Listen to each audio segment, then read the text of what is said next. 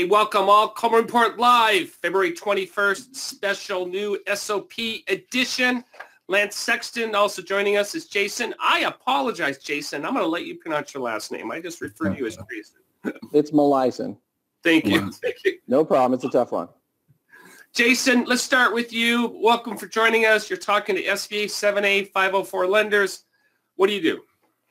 I help borrowers work through the liquidation and offer and compromise process. So my background is I was in workout during the big meltdown in 2008, and sorry, my microphone is jumping around. So I was in workout for years, and so basically in 2011 I started working as a consultant because there's a need for people who have SBA loans and their businesses aren't doing well and they end up closing, and you got that personal guarantee out there. And unfortunately, a lot of people, you sink all your money into the business, you're left with very little in terms of anything left to settle with. So Jason, I see here you've saved your clients over $50 million. The reverse side of that is it's costing someone $50 million. It is. Yes, tell us why is this process so important for both the lender and the borrower? Well, I think, the SBA takes the right approach on this, which is if somebody owes you $1 million, you can hold out for it. But if the guy doesn't have it, having a judgment for $1 million, it's not worth the time. It's not worth paying an attorney to get that judgment. And a lot of times he's just going to go do the bankruptcy. By recognizing that it makes a business case to accept what the borrower can reasonably pay, it allows the SBA to recover some of that money. The lending it's about managing risk. It's not eliminating it. And so when stuff goes wrong, and it always will, it's about, what's the best way to recover something from this situation.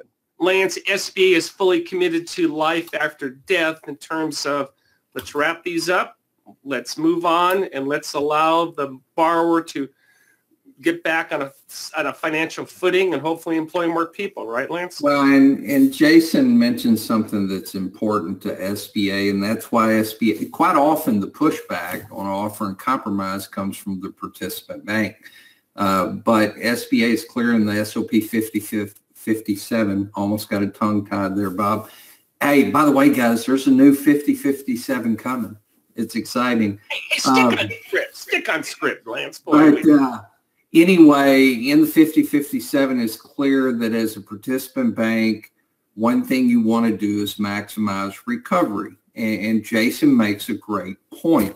You can beat the borrower down when they're in a bad situation and you're not maximizing recovery, where an offer and compromise in a number of cases will maximize the recovery for the participant bank and the SBA and let the borrower have some dignity as they exit the process. SBA doesn't want everything to end up as a referral to Treasury. Right. Jason, give a case study. Don't name names, of course, but give us a case study of how one of these offer and compromises was resolved. Sure. Most of the cases are pretty similar. I see a lot of restaurants. So, they buy into a franchise, the franchise is going well. A lot of banks get on board with one particular franchise because if one works well, they want to do more. And then all of a sudden something happens. We had a lot in 2009, 2010 where these, particular franchises were going down. And so what would happen is they would call me and they'd say, look, I had a deferment, I had a modification. It's still, the only way this business would survive if I didn't have this debt at all. And of course, I tell them, well, that's not an option. Nobody's going to allow you to just keep your business and forgive the debt. So, the SBA does have this process whereby they will settle the debt. But the first thing needs to happen is your business needs to be closed. You can sell it or you can liquidate the assets. Whatever, affects the best recovery is what you should do. And then at the end of it, when the dust settles, if you truly don't have the ability to pay, we will basically reapply for the loan all over again, except this time we're proving to them you can't pay. So there's a personal financial statement, there's tax returns, there's bank statements. And so, so to give a specific example, I had a guy, he owed $1 million. He worked in the business, so that was his salary. He had put everything he had into it. And so we submit the financial statement, and we offered, I think it was $50,000, right around there. And, you know, the SBA, to their credit, took it. And a lot of lenders, I've heard pushback over the years, well, as a percentage of the total, we don't like that. But in this particular case, they said, well, $50,000 relative to the loan amount, yeah, maybe not a ton, but $50,000 is still better than nothing in terms of recovery. When you have a guy who's unemployed, he has no assets, and he's borrowing the money from friends and family, it's, you know, clearly the best decision here. And so, you know, that's a typical example of clients that I have where the vast majority of them, you know, they're not trying to get away with something. They're not saying, hey, I don't owe this money or I got screwed. They're saying, I don't have the money to pay you, but I'm willing to pay what I can. Very good, So Jason. Yeah. Well, thank you very much for joining us, and let's have you back on in the future. All right. Thanks, Bob. Thanks, Jason. Hey, as we teased last week, I want to do an update of our approval rating of our administrator.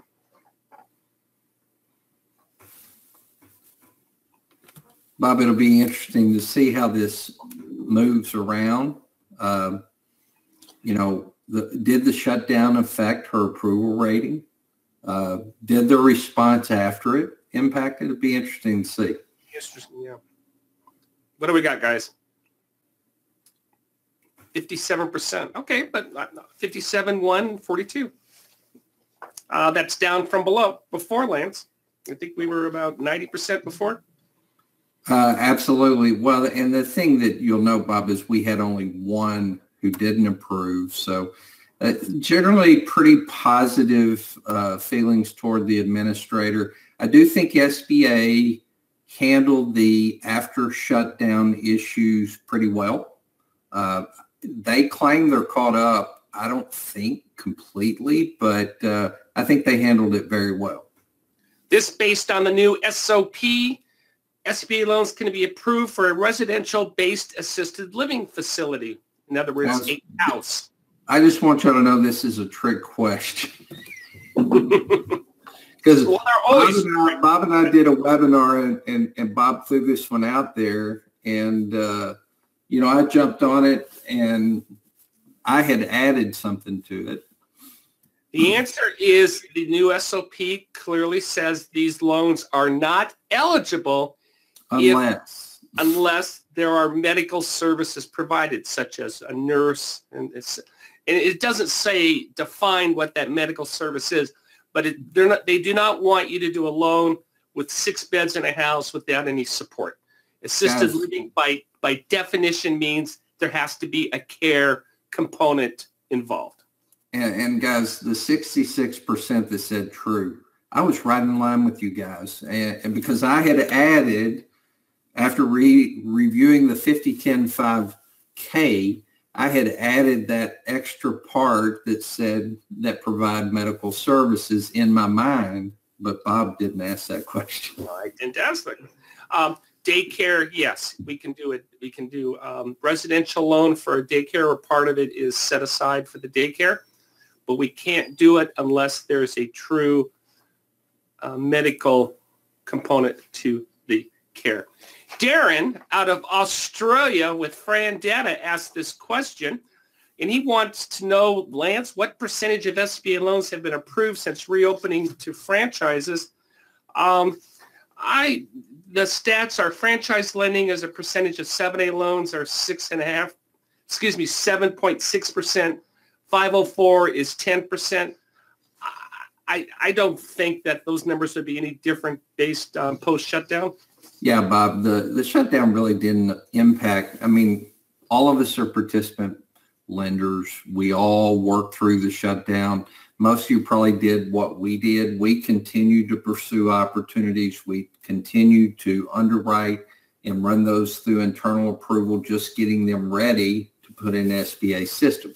So it really didn't change the types of loans or the breakdown. So I would think the percentage after shutdown is pretty similar to the percentage prior to. The reason why I know that you're tuning in is for the new SOP. We have a couple of links for you. Number one, there is a link to the new SOP, or simply Google it. It's up now on SBA's website. Also, the procedural notice. These are all the changes that Lance is going to be talking about next week. Part of the changes in your webinar, Lance, you've been putting your presentation together. Want to give us a glimpse of a change? Well, there are a number of changes that are important in the underwriting process, and Bob, I think, broke it out. Credit Elsewhere, there's some additional guidance on Credit Elsewhere. There are, some changes on the marijuana and hemp business, but there are a number of changes that occurred in the SOP. I was excited. Somebody from SBA sent me a preview copy of the new SOP, and I stayed up, Bob, till 2 or 3 o'clock in the morning, 2 nights in a row, reading it. But there are a number of important changes, and guys, I encourage you to get on the webinar and let us help clarify some of those changes.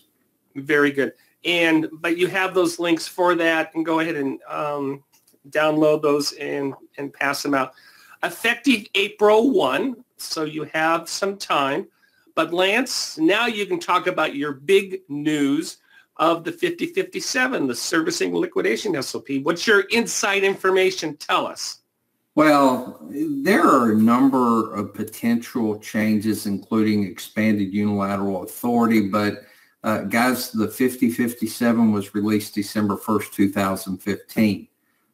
We are now 3.5 years later into having the same servicing SOP. There are a number of CFRs that have come out that'll be added into it. And SBA has been on this ongoing track of continuing to expand the unilateral servicing authority. And I see that continuing in the new SOP. So I'm excited, guys. It's time for a new servicing and liquidation SOP. Very good. Yesterday, Lance and I did a webinar on financing assisted living facilities and nursing homes. Lance, what are the 5 reasons that you are bullish, that you and I are bullish in this space? Well, these are some incredible, first of all, guys, if you don't get and Bob didn't ask me to say this, but if you don't get the Coleman report, the NAICS report that gives you the 10-year lending history of all the NAICS codes, you need it. Well, what's one thing about nursing home assisted living facilities? They have performed amazingly over the last 10 years. The number of business failures, the percentage of charge-off are minimal, so it's a great category. The other thing that, and I said this yesterday, it's almost recession resistant. The changes in the economy do not impact it. I think what impacts it most is the baby boom generation continuing to move to need for nursing home care and assisted living facilities. Bob brought up an amazing one. You can do a huge SBA 504 using the Green Loan Program. And then Bob always likes to bring this up, but I have this discussion with people all the time. It doesn't matter what business you're in, you have to address the online presence. Well, guess what? There are a few businesses that don't, and they have not figured out how to provide nursing home and assisted living care at Amazon yet, which is a great thing. It was interesting in our poll question we asked, how many of you been personally involved in placing a loved one in one of these facilities? It was 50-50. So Lance and I clearly understand and are empathetic when we talked about this, because these are lives and these are people providing a great service. Anyway, the final takeaway is understand there is a difference between assisted living and a nursing home. They're separate NAICS codes. And I'll leave you with this last takeaway.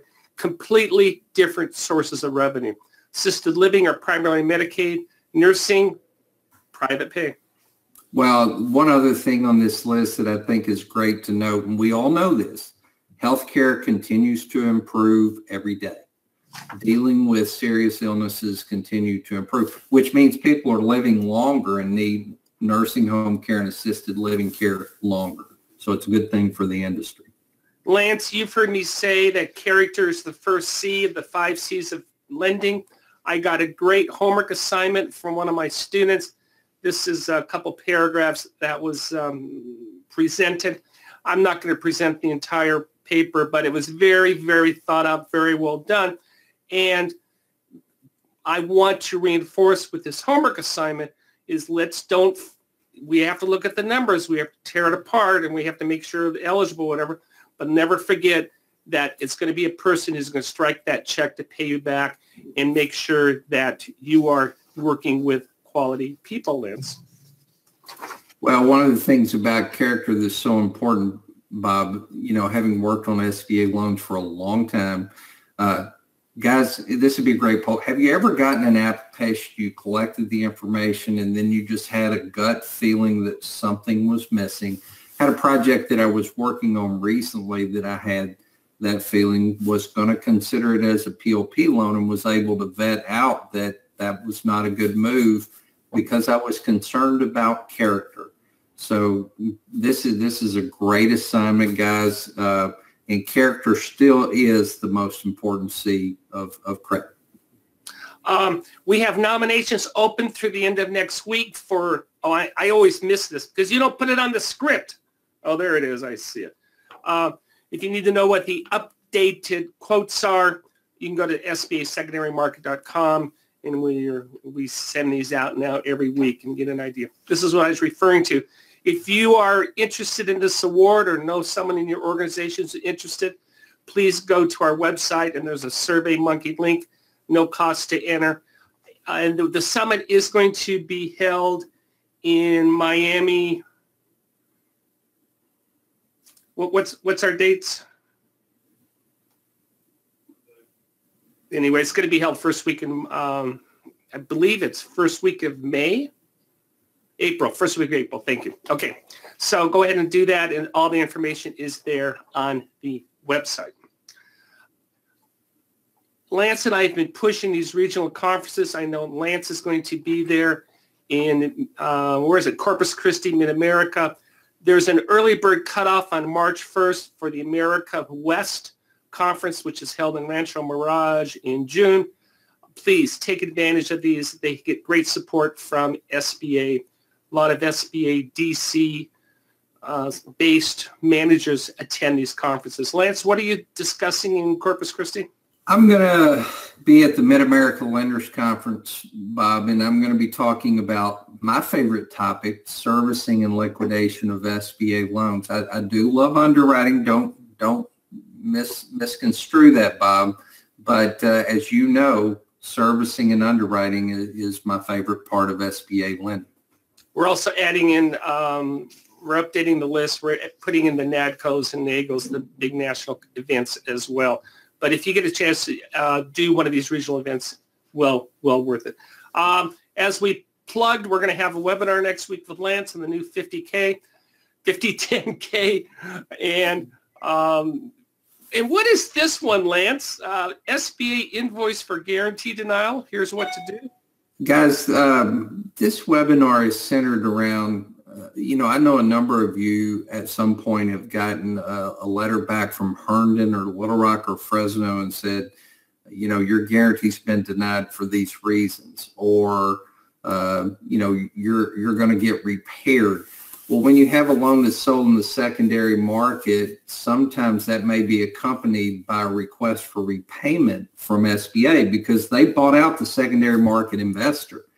And it's never fun to get a letter from SBA and be told your bank owes us $500,000 as an example. And the question is, do you just roll up and send the wire, or do you respond? And I was talking to Bob. I'm still in a very early development phase on this webinar, but I want to give you some tips and tricks. What if you get that invoice from SBA? What can you do?